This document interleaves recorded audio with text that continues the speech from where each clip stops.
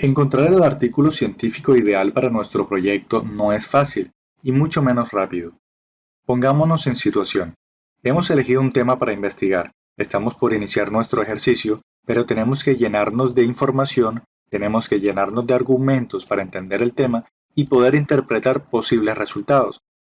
Entonces, tenemos que hacer una búsqueda científica y tenemos cientos de artículos que revisar. ¿De verdad te crees que vamos a revisar todo eso? Hablamos de que a partir de una búsqueda científica es posible que encontremos cientos, incluso miles de artículos científicos. Entonces, ¿cómo puedo saber si debo usar un artículo científico o no? Y es que, claro, no vamos a revisar todo lo que encontramos, vamos a ser selectos, vamos a elegir qué revisar y qué no, pues no todo artículo científico es de utilidad para nosotros. Vamos a seguir los siguientes pasos. De esta forma, hacemos uso eficiente de nuestro tiempo y podremos tener un mejor resultado. Lo primero es que debemos realizar la búsqueda del artículo científico. Debemos encontrar qué leer o qué revisar. Como sugerencia, contar con papers que aparezcan en bases de datos de Web of Science o Scopus es lo ideal. Fíjate también en la cantidad de citas que tiene el paper. Es un dato que toda base de datos te proporciona y es un indicador de la aceptación del paper en la comunidad científica.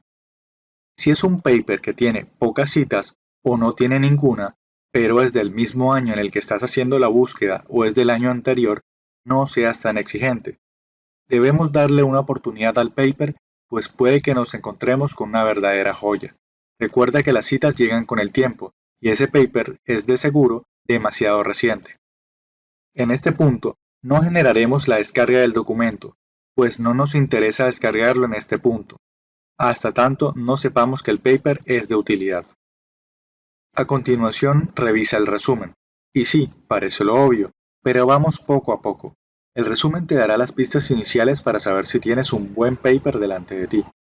Buen resumen cuenta con algo de contexto. Debe explicar cuál es el objetivo del artículo y el vacío de la literatura o gap que el paper intenta llenar. Se debe mencionar el tipo de método con el que se trabaja, así como también el origen de los datos que se analizan, y finalmente debe contener los hallazgos más importantes de la investigación. Es posible que encontremos artículos donde estos elementos no sean tan claros o tan fáciles de encontrar. Esto puede pasar en revistas que no son tan exigentes o que no cuentan con una gran indexación, por lo que es muy importante que seamos muy selectivos al momento de buscar papers para nuestro proyecto. Si hemos leído el resumen y todo está perfecto, entonces prosigamos. A continuación, revisa las conclusiones. Y si vas a revisar las conclusiones directamente, te vas a saltar todo el documento y vas a ir hasta el final. No vamos a leer todo un artículo de 20 o 30 páginas para saber al final que no nos servía. Entonces, en este punto, es recomendable descargarse el documento, pues lo más probable es que no tengamos otra forma de leer las conclusiones. Habrán algunas bases de datos como Cielo, donde encontraremos el artículo en versión HTML, lo que quiere decir que encontraremos todo el texto, gráficas y referencias del artículo en una misma página web, como si se tratase de algún tipo de blog. Retomando nuestro tema, debemos profundizar en los resultados del trabajo.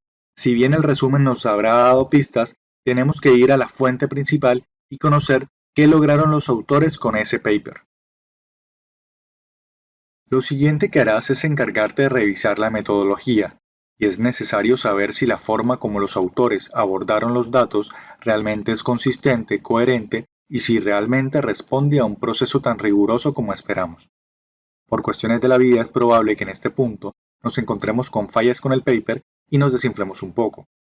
Existen varias razones por las cuales esto puede llegar a ocurrir.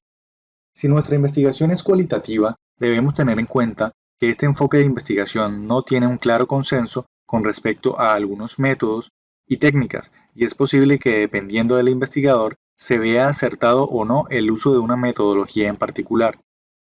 Lo otro que puede ocurrir es que tu trabajo sea de tipo cuantitativo y termines encontrando que el paper es cualitativo. Eso también se puede detectar en el resumen, por lo que si no encuentras que en dicha sección se menciona algo sobre bases de datos o encuestas, no te hagas falsas ilusiones.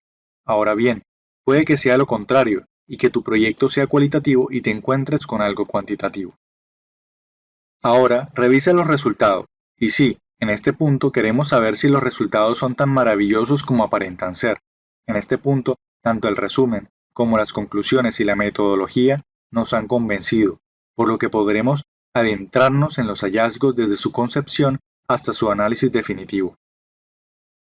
Ha llegado el momento de leer detenidamente el artículo de principio a fin, pues este artículo es valioso para desarrollar la investigación que tienes entre manos. Muy probablemente, si el artículo es demasiado parecido a lo que quieres hacer, ese paper se convertirá en una referencia para todo tu trabajo y podrás usarlo como un espejo con el cual podrás medir de manera objetiva tu proyecto de investigación. Como una recomendación extra, es importante que entiendas que guardar los papers que a tu criterio merezcan la pena salvar te puede ayudar en el futuro, pues a lo mejor un paper que no fue de ayuda para este proyecto puede que quizá resulte ser valioso en el futuro, y si lo borras, quizá encontrarlo más adelante será muy difícil. Es mejor rescatarlo en nuestro gestor bibliográfico y luego utilizarlo una vez que se presente la oportunidad.